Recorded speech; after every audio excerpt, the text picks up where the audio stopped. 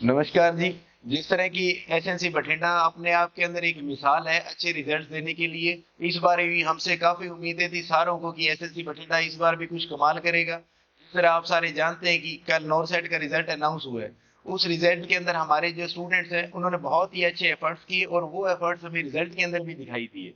तो कल हम हमारे जो 3 स्टूडेंट्स हैं उन्होंने नॉरसेट को क्रैक किया और बहुत ही अच्छी रैंक के साथ क्रैक किया, जिसके अंदर हमारे एक स्टूडेंट ने टॉप 100 के अंदर भी वहां पे अपना नाम बनाया। तो यही सब चीजें जिसके लिए हम जाने जाते हैं वो परिपाटी हमने वहां पे जारी रखी है और हमारे रिजल्ट्स ने फिर हमें बुलंदियों के ऊपर पहुंचाया है। हमारे एफर्ट्स को आप तक लेके आए हैं और हमारे एफर्ट्स जो है वो रिजल्ट तक गए हैं, क्योंकि एफर्ट्स की कदर तभी है जब आप उस एफर्ट को रिजल्ट तक लेके जाते हो। तो वो हम वहां पे रिजल्ट तक लेके गए उसको, और उसी चीज ने जो है आप लोगों को भी मोटिवेट करना है। इसके लिए मैं मेरे इंस्टीट्यूट के जो सिलेक्ट हुए स्टूडेंट्स हैं उनसे आज आपको रूबरू कराने जा रहा हूँ।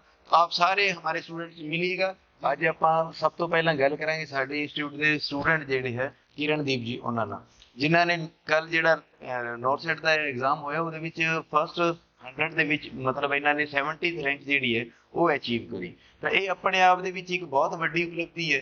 ਤੇ ਆਪਾਂ किरणदीप जी ਨਾਲ ਗੱਲ करते हैं। किरणदीप जी, आपको मतलब जब आपने एसएससी बठिंडा को ज्वाइन किया तब आपके मन में क्या था कि भाई मुझे गवर्नमेंट जॉब लगना ही लगना है, या आपने हमारे बारे में कहाँ से सुना? तो कुछ आप जिस तरह दर्शकों को बताइएगा भाई एसएससी बठिंडा के बारे में, आपके मन में ज्वाइन करने से पहले क्या था भाई, एसएससी बठिंडा का क्या मतलब, आपके मन में क्या इमेज थी कि एसएससी बठिंडा ये इंस्टीट्यूट है? तो मैंने यूट्यूब पे देखा था उसे, तो मुझे लगा था बहुत अच्छा पढ़ा रहे हैं। तो मैंने तो कंटेंट देखा, मुझे बहुत नॉलेज मिली इससे। तो मैंने ज्वाइन किया, तभी यहाँ पर पता चला कि ये तो और ही अच्छा है। बहुत मुझे कंटेंट में बहुत नॉलेज गेन, बहुत इम्प्रूवमेंट हुई है। पहले जो क्वेश्चन नहीं सॉल्व होते अब बिल्कुल सॉल्व हो गए हैं। बहुत बढ़िया जी, बहुत बढ़िया।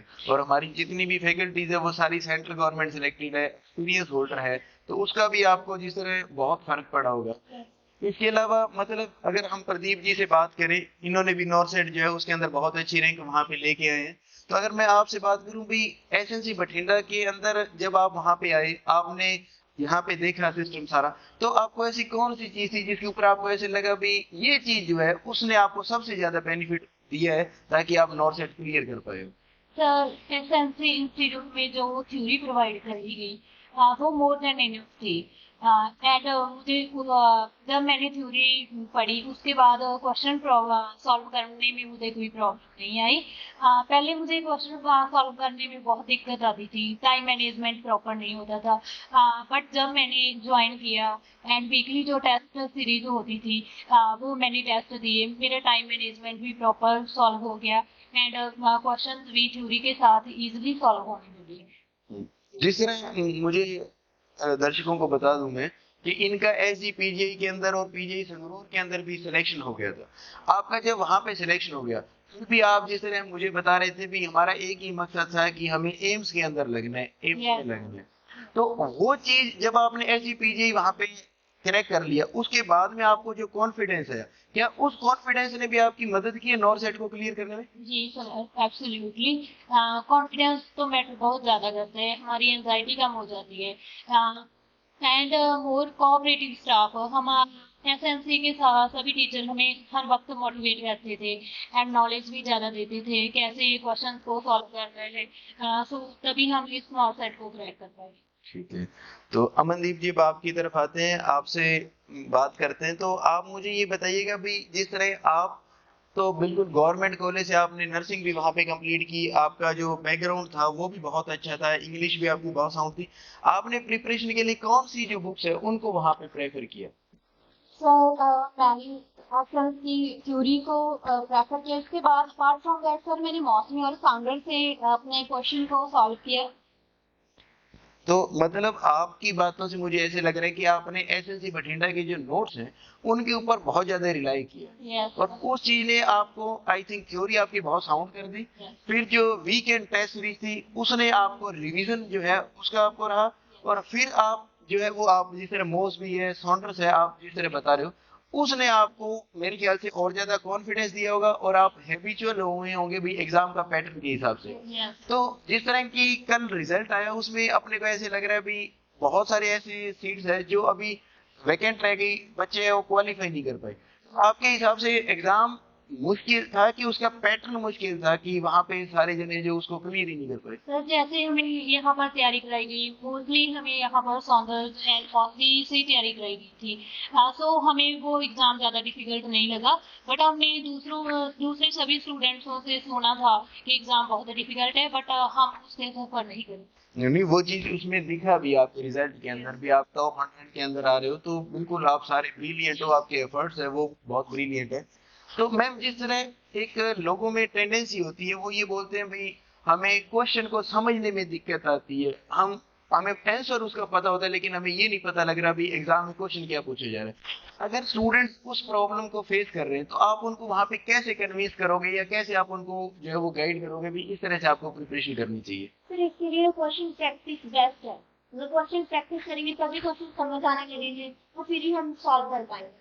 मतलब इसके लिए आप ये कहना चाह रहे हो भी एफर्ट्स करने पड़ेंगे, शुरू में मुश्किल लगेगा, शुरू में मुश्किल लगेगा। अमनदीप जी, अगर आपसे मैं थोड़ा सा और डिटेल के अंदर बात करना चाहूँ तो मुझे आप ये बात बताइएगा भाई, जिस तरह हमें बहुत बार स्टूडेंट से भी सुनने को मिलता है, हमारे पास जो क्वेरीज आती है उसके अंदर भी स्टूडेंट जो है वो यही कंसर्न बोलते हैं भाई हमें जो है वो आता है, हमें समझ भी आ रहा है, लेकिन हमें जब हम एग्जाम के अंदर क्वेश्चन करते हैं या एनक्लेक्स के जो क्वेश्चंस करते हैं तो उनको पढ़ने में दिक्कत आती है, उसकी लैंग्वेज हमें समझ नहीं आ रही।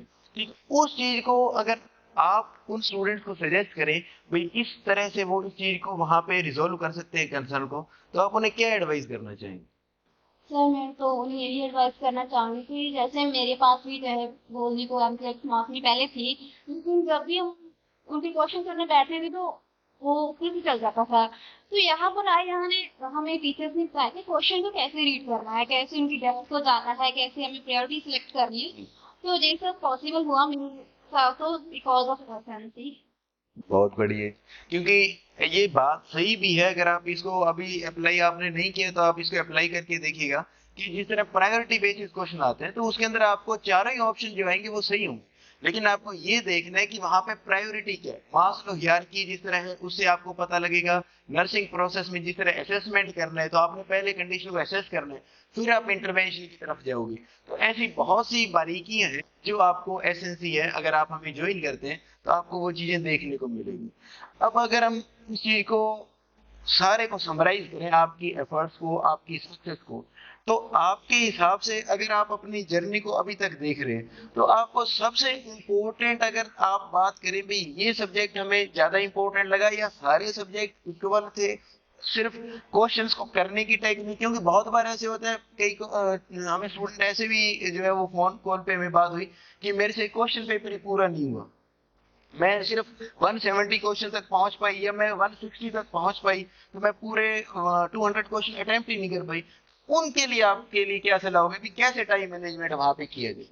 सर ये जो मेनली इफ हम प्रैक्टिस करते हैं उसी से ही क्लियर कर सकते हैं, बिकॉज टाइम मैनेजमेंट हमें ओनली 1 मिनट में ही मोस्टली क्वेश्चन एक रीड करना होता है और आंसर देना होता है, ज़्यादा टाइम नहीं होता।